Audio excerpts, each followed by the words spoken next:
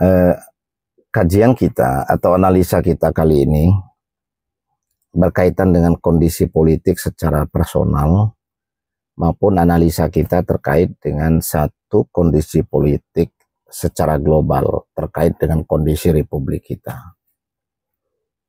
Banyak hal sebenarnya yang terjadi sekarang ini kan, kalau kita mau jujur, seharusnya itu kan harus menjadi kajian strategis. Tidak semata-mata kita telan, tidak semata-mata kita serap dari setiap berita yang kita terima, dari setiap isu-isu politik yang menyangkut karakter assassination, tindakan korupsi, dan lain sebagainya. Ya, karena apa? Karena kalau kita mau jujur, kondisi saat ini kan kondisi yang serba tidak menentu. Di satu sisi, Presiden berbicara, untuk membangun bangsa ini dibutuhkan kebersamaan. Tidak bisa satu dua orang saja yang membangun, tidak bisa satu dua kelompok saja yang membangun. Ya, itu sangat betul. Akan tetapi di sisi lain, pernyataan atau statement itu jadi memunculkan pertanyaan, apakah Presiden ini tidak confident untuk membangun bangsa ini dengan strategi personal dan timnya yang sudah disiapkan, di mana sudah menjalani 3 kali kontestasi ya. Tentunya sudah punya konsep kerja, konsep bagaimana secara strategis menyelesaikan banyak persoalan bangsa ini dan membawa bangsa ini menuju ke gerbang kesejahteraan untuk rakyat. Nah, di sisi lain kita juga berpikir, apakah memang Presiden ini sangat memahami bahwa sebenarnya kondisi internal kita ini lagi dalam kondisi yang tidak baik saja. Analisa dan pertanyaan ini sangat wajar kalau muncul. Karena apa? Kita lihat satu persatu. Munculnya kasus Ridwan Kamil. RK ini adalah salah satu kader terbaik Golkar. Tapi jangan lupa, RK ini adalah kader politik nomaden. Dia condong pragmatis, dia condong mengamankan politik kepentingannya, yaitu kekuasaan. Awal mula menjadi wali kota itu dari Nasdem. Itu dia masuk dunia politik, yaitu menjadi wali kota di Bandung. Tapi setelah itu dia akan berpisah. Akhirnya dia menjadi kader PAN atau dengan kendaraan politiknya itu PAN untuk wali kota yang kedua. Setelah itu dia masuk di kontestasi gubernur. Dia sudah lewat Partai Golkar. Sehingga akhirnya dia pun menjadi kader Partai Golkar. Ridwan Kamil punya elektoral yang bagus di Jawa Barat. Tapi dia didorong. Apakah dorongan ini dorongan untuk meningkatkan potensi karir politiknya? Ataukah dorongan ini ya untuk mengkandangkan Ridwan Kamil? Kita nggak tahu. Tapi yang jelas pada awal kontestasi dia pasti tergoda, karena di proses awal itu lawannya hanya calon yang dari independen, artinya calon yang tidak punya basic kekuatan politik, calon atau kandidat yang tidak punya kekuatan finansial dan potensi didukung kekuatan finansial juga sangat kecil. Sehingga dengan dukungan koalisi merah putih, Ridwan Kamil tergoda. Tapi apa yang terjadi? Menjelang akhir proses administrasi kontestasi, ada keputusan MK yang membuat PDIP bisa menjadi peserta kontestasi. Ini bencana. Dari awal saya sudah meyakini bahwa Ridwan Kamil akan tumbang. Karena apa? Berarti di sini ada satu strategi terselubung di belakang layar. Yang tahapannya itu sudah diatur, sudah terschedule. Akhirnya RK kalah, tumbang. Belum lagi bentuk dukungan secara teknis di lapangan dari partai koalisi juga tidak signifikan, tidak menunjukkan satu pergerakan yang tersistem dan optimal. Beda halnya, Pramono Anung dan Rano didukung kekuatan politik yang dianggap oposisi, yaitu PDI, dan relawannya ini bergerak secara masif, tersistem di lapangan. Karena Jakarta itu adalah jantungnya republik ini, ibu kota republik ini. Sorotan mass media ya tentunya itulah yang akan membantu. Dan sangat signifikan karena pergerakan dari tim di lapangan ini akhirnya menjadi sorotan media dan itu berpengaruh pada psikologis massa. Singkat cerita, RK tumbang. Belum selesai di situ drama politiknya. Selang beberapa lama selesai pelantikan muncul kasus markup biaya iklan untuk Bank BJB. Yang jelas direktur Bank BJB itu yang angkat adalah gubernur. Dan di masa Pak Ridwan Kamil, karena dana itu potensi digunakan atau yang dikorupsi itu dari tahun 2018. Ini adalah drama politik seri berikutnya. Selesai? Belum. Muncul lagi drama politik yaitu sosok LM yang mengaku sebagai selingkuhannya Pak Ridwan dan punya anak lagi. Saya tidak yakin itu anaknya Pak RK. Tetapi kenapa LM harus bicara begitu di media? Sekalipun resiko hukum nanti akan dia terima bahwa itu bukan anaknya RK, tapi publik sudah dibongkar, publik sudah diumumkan oleh LM bahwa si RK itu doyan orang cantik, doyan orang seksi, doyan pemain. Kenapa? Karena dari pengakuannya, proses perkenalan melalui pembuatan video sur. Artinya itu kan masa verifikasi. Pak RK ini ingin melakukan verifikasi bahwa ini bodinya masuk apa enggak, kualitas kecantikannya ini masuk apa enggak, sesuai apa enggak.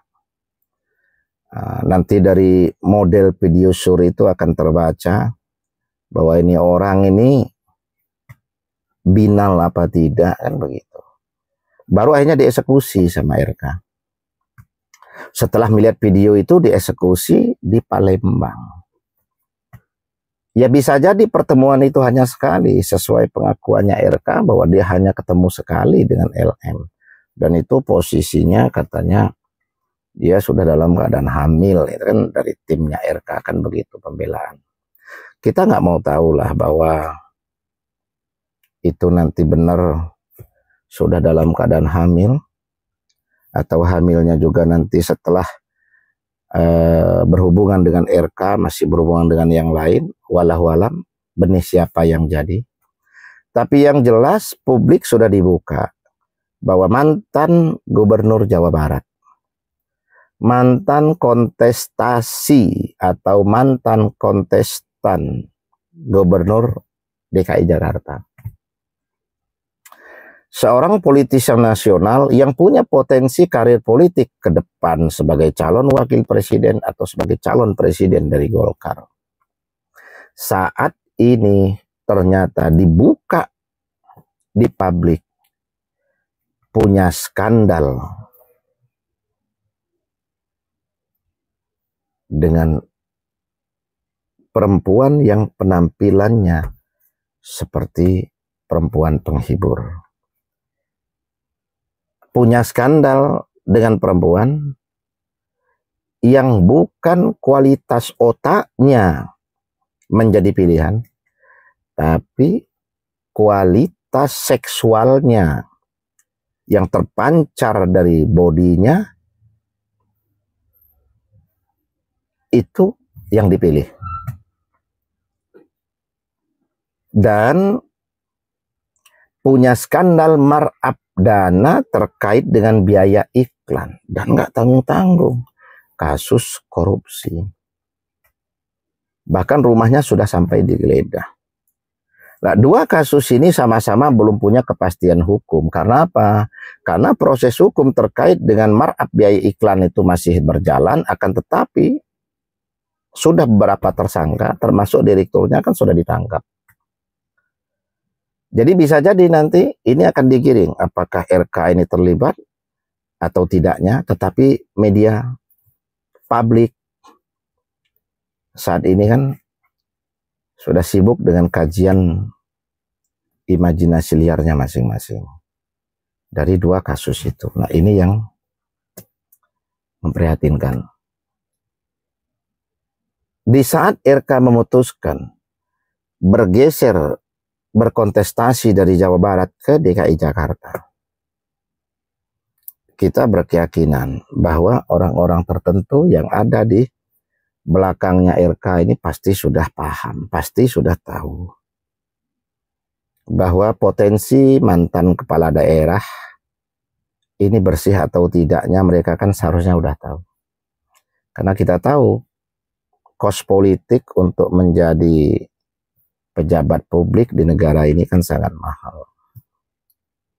Sehingga berpotensi sekali menciptakan celah, menjadikan para pejabat publik itu kan terjerumus dalam praktek konspirasi untuk mendapatkan hasil finansial yang tidak sadar akhirnya masuk ke dalam praktek tindak pidana korupsi.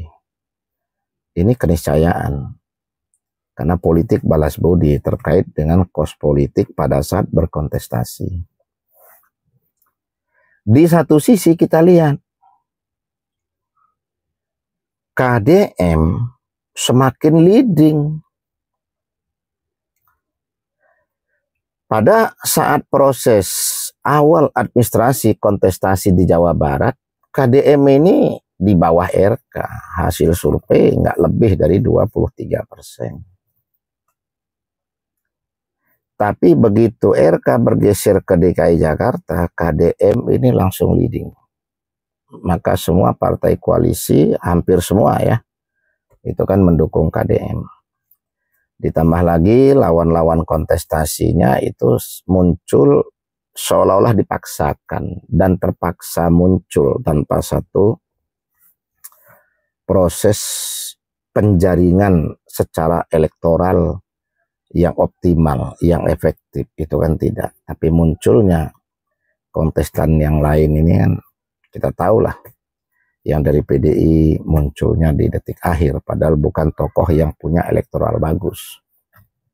Yang dari PKS juga sama kan, dipaksakan juga untuk majunya si Ahmad Saihu. Nah, jadi ini sudah bisa terbaca bahwa KDM ini akan leading, dan betul dia memenangkan kontestasi dengan mudah. Tidak pernah melakukan kampanye secara besar-besaran atau show of force dengan kekuatan massa, tapi dia mampu menangkan kontestasi dengan di atas 60%. Pada lawannya ada 4 kontestan. Di tengah RK menghadapi badai politik dan badai personal terkait dengan sinden cantik, KDM terus leading, didampingi dan dieluk-elukan oleh banyak orang, termasuk dieluk-elukan oleh banyak sinden di Jawa Barat.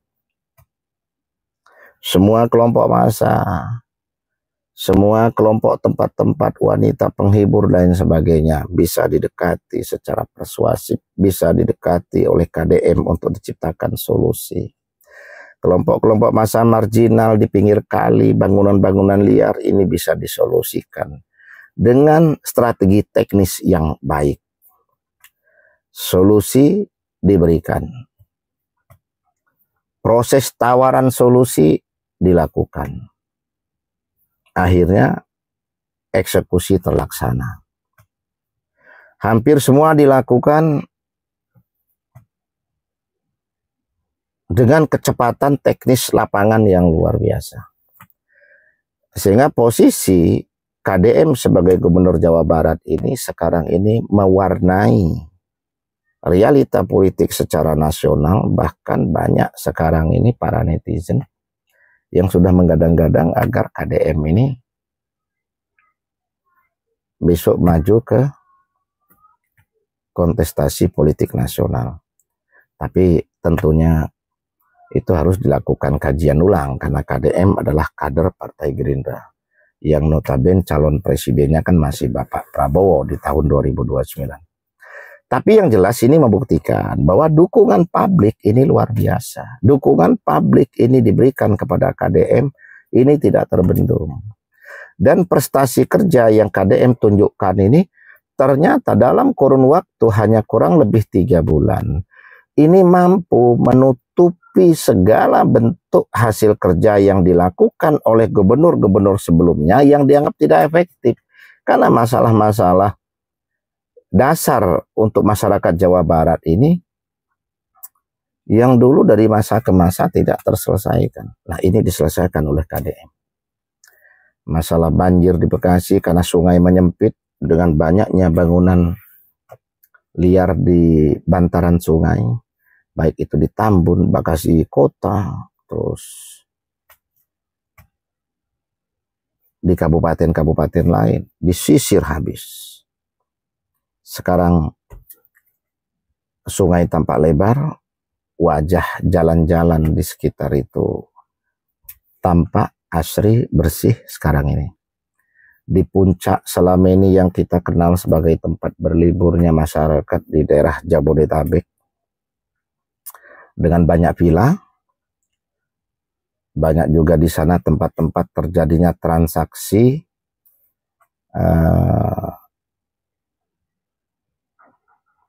pelumas biologis, karena di sana banyak villa yang dipakai oleh orang-orang dari Timur Tengah kan untuk kawin kontrak dan lain sebagainya. Belum lagi villa-villa yang disewakan untuk transaksional yang sesaat ya.